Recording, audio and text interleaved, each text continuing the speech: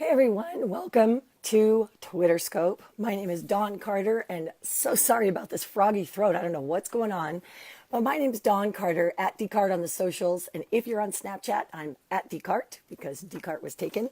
And I'm glad you're hopping on. I do these little Twitter Scopes every single day at 10 o'clock. All of this, if my voice holds out, to talk about how to make Twitter suck less. Every single day, we're pushing back that veil of ignorance that surrounds Twitter. I don't know if you've said this or you've had friends that have said, I just don't get Twitter. It just doesn't make sense. I don't get how to use it for business. I don't know how to use Twitter to connect with my prospects or with other folks within my network. And thus Twitter Scope was born. So you can catch all of the old episodes of Twitter Scope on YouTube by searching for my name, Dawn Carter, and hashtag Twitter Scope. So today for episode 106, if you can believe it, episode 106, I'm going to talk about what is a Twitter chat and why should anyone care? So it's going to be a 2-day series, 2 days today where I'm going to talk about why you should care. And then tomorrow I'm going to talk about how to do it. What do I do if I want to do one? So number one, what is a Twitter chat? Let me just dive right in.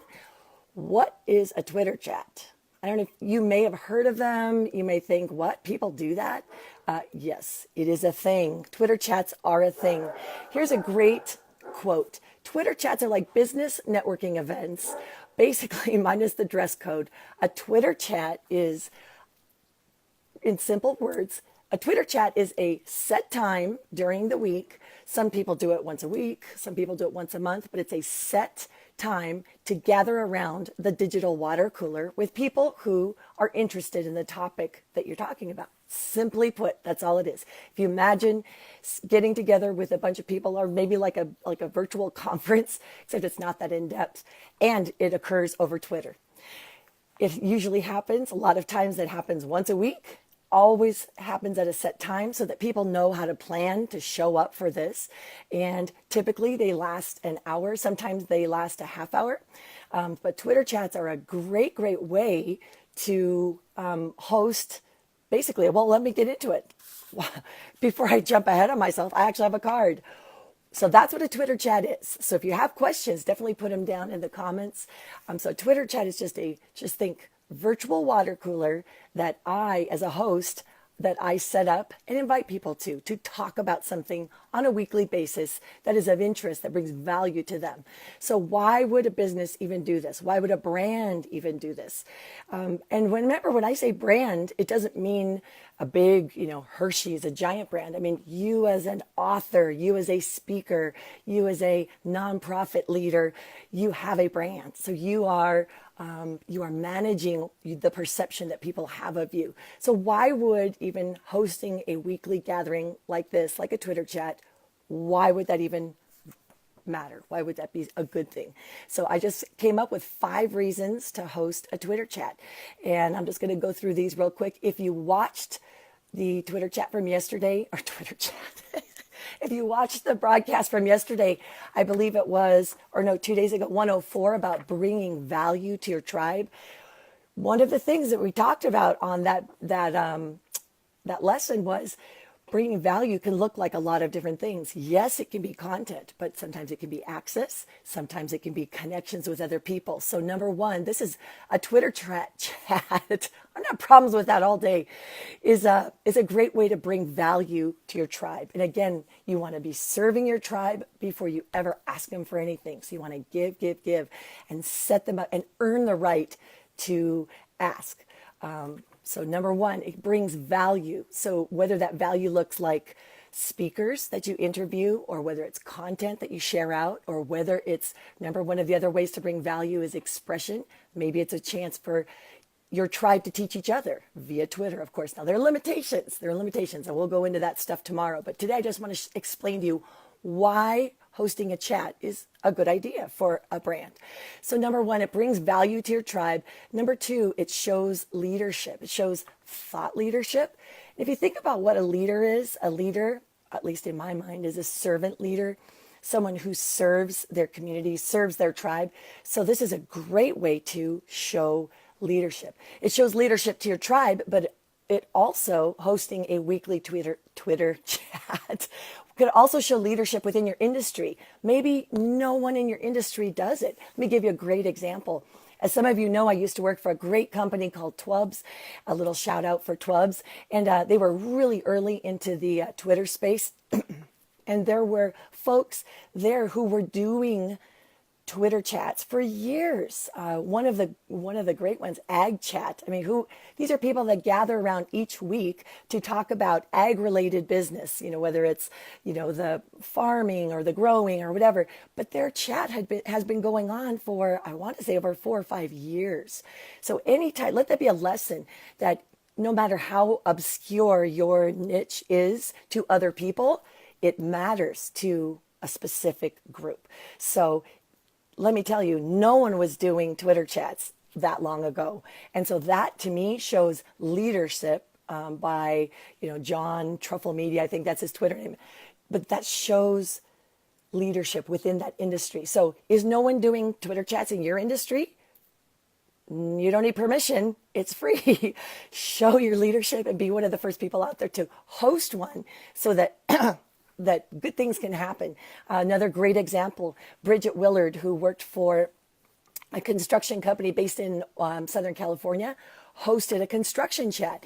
No one was hosting those kinds of conversations for the architects, the engineers, and the people involved in the construction industry, but she showed leadership by initiating that. So just want to say it shows leadership, not just to your tribe, but to your industry. So number one, it brings value. Number two, it shows leadership. And three, it also identifies potential collaborators. If you think about this, when you are hosting this weekly event, you will start to have regulars. People will show up on a regular basis. Well, those might be people that are have something that you can learn from as well. You can collaborate with them by actually inviting them to be one of your guests. There are a lot of ways that collaboration can there are a lot of forms collaboration can take, asking them to write a blog post for you, whatever it is. Hosting these helps you identify who are those, I would call them like your alpha audience, the people that are really engaged or that are participating in the topic or moving your industry forward. Great way to identify potential collaborators. Number four, it's an opportunity. There we go. Number four, it's an opportunity for connection. And this kind of goes back. It's another way of saying bringing value to your tribe. Think about this. If you are in a specific niche where the members of your community or your tribe are forerunners or front runners, or maybe going through something that's particularly difficult. Maybe they need that connection. I know that there's a great Twitter chat that goes on every week for sexual abuse survivors, hosted by, again, another host in Southern California. People can talk. Now, of course, caveat, this is a public forum, but there are things that you can talk about in a public forum, at least introduce and get people connected, and then they can carry on those conversations offline. People can get to know each other and then, take it to whatever platform they want to, email, video chat, Facebook, whatever, but you're still providing that opportunity for connection. So people get to meet other people. I'm telling you, some of the people I've met on some of the Twitter chats, I can't wait to meet them in real life because they've been so engaging. And then we've also, again, just used that Twitter chat as just kind of like not the first date, but the first opportunity to connect with those people. And then finally, here's your last reason. It's free. That's a screenshot. It's free. Did I mention it's free? I love free stuff, you guys. It doesn't cost anything to host these. You literally schedule it, announce it to your tribe. We'll talk about the mechanics tomorrow, but I hope this has helped clarify why people would use these. Brings value, shows leadership. You identify potential collaborators. It's an opportunity for connection, and it's free.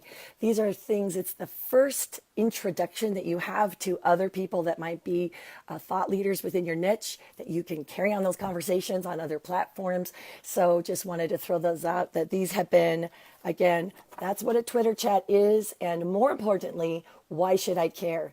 So if you are, let me just encourage you, if you have a message that you need to get out there and you want to add Twitter chats to your other marketing tactics that you use. Just wanted to let you know, maybe it's a tactic you've never even thought of, but they are alive and well. And remember, it doesn't have to be attended by, 100 people. If you have 10 people that are avid fans of your product or what you have to say, it's a good thing. So again, if you have any questions, be sure and use the hashtag TwitterScope on Twitter, and I will find your questions. If I don't know the answer, I promise I'll find someone who does, or I'll make something up. No, I'm just kidding. I don't do that. Anyway, my name is Dawn Carter. Again, please, please, please reach out to me on the socials. That's why I'm here. Snapchat, or I'm at Decart. Feel free to snap me questions. Feel free to DM me questions, or just shoot them here in Facebook. Thanks so much for joining me. Again, every single weekday, I'm here giving out little social media marketing, typically Twitter tips. And I'm so glad you guys joined me. And if you enjoy these things, please, please, please go to my YouTube channel and subscribe, because I'm going to start posting all of these up there as well. So I have about 100 that are already there. So if you have any questions about Twitter, you might be brand new, head over to the YouTube channel and please subscribe, please. Thanks you guys so much, and I will see you guys later. Bye-bye.